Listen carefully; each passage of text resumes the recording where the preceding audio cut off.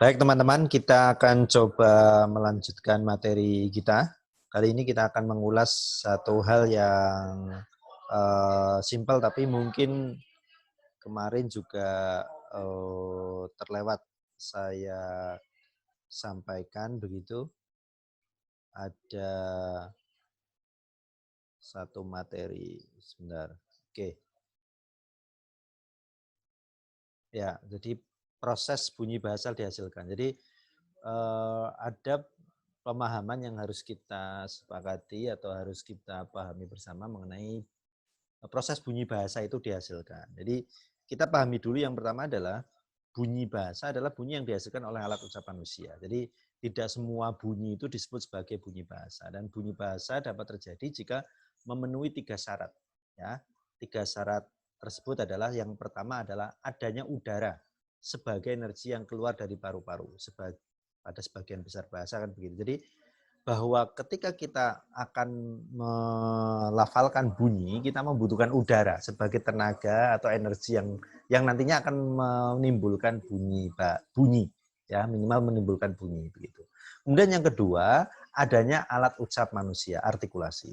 Mohon maaf, di dalam proses pelafalan dalam bunyi bahasa tentu saja alat ucap ini harus sempurna. Karena kalau ada kekurangan atau ada hal yang kurang ya, maksudnya ada kurang dalam alat ucap manusia ini, nanti akan menghasilkan bunyi bahasa yang tidak sempurna pula.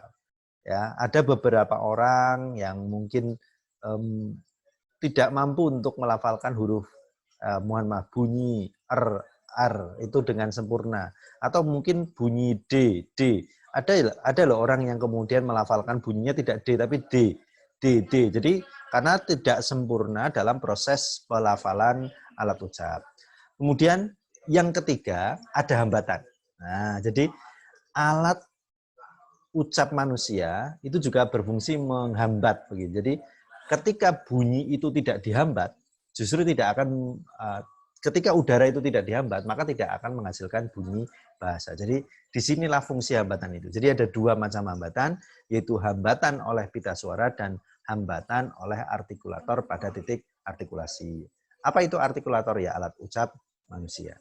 Nah, setelah tahu ada ketiga syarat tersebut, maka kita lihat sebenarnya bunyi itu prosesnya bagaimana ya.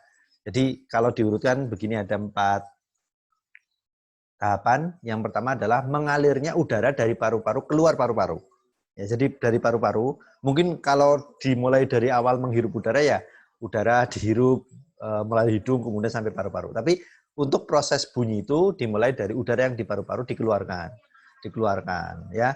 Dan biasanya keluarnya juga tidak cepat ya. Kalau cepat ya hanya gitu ya, karena tidak ada hambatan. Tapi dengan pelan-pelan. Nah, aliran udara dari paru-paru dihambat oleh pita suara sehingga terjadi getaran yang disebut dengan fonasi. Jadi ada hambatan di pita suara. Tadi kalau tidak ada hambatan ya tadi hanya keluar saja seperti menghirup udara, mengeluarkan udara, menghirup udara, mengeluarkan udara, itu tidak menghasilkan bunyi bahasa.